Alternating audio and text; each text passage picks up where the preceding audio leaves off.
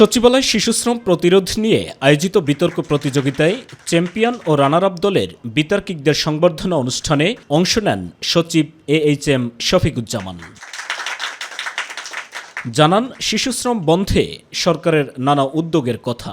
আমরা চেষ্টা করছি আমরা শিশুশ্রম জিরো কিভাবে করা যায় সেটার জন্য আমরা কাজ করে যাচ্ছি এবং সেটার জন্য আমরা ডায়ালগ করছি। এবং এদিকে বকেয়া বেতনের দাবিতে সাভারের আশুলিয়ায় টানা 53 ঘণ্টা অবরোধের পর সেনাবাহিনীর আশ্বাসে সড়ক ছাড়েন বার্ডস গ্রুপের শ্রমিকরা। ফলে মহাসড়কে যান চলাচল স্বাভাবিক হতে শুরু করে। এর আগে সার্ভিস বেনিফিট ও ক্ষতিপূরণের দাবিতে টানা 52 ঘণ্টা নবীনগর চন্দ্রা মহাসড়ক অবরোধ করেন শ্রমিকরা। এতে ভোগান্তিতে পড়েন মহাসড়ক ব্যবহারকারীরা। দুটি মহাসড়কের প্রায় 15 কিলোমিটার যানজট সৃষ্টি হয়। এ বিষয়ে সাংবাদিকদের প্রশ্নের জবাব দেন শ্রম সচিব। স্বরাষ্ট্র উপদেষ্টা মহোদয় সহ আমরা সবকিছু এটা মনিটর করছি। আশা করছি যে সবাই শান্ত হবে। আমাদের দেশে উৎপাদনের পরিস্থিতি যেটা দরকার, আমাদের ইকোনমি বাঁচানোর জন্য আমাদের শ্রমিক পক্ষ, মালিক পক্ষ সবাইকে আমরা অনবোর্ড করে আমরা এটা নিরসন করব।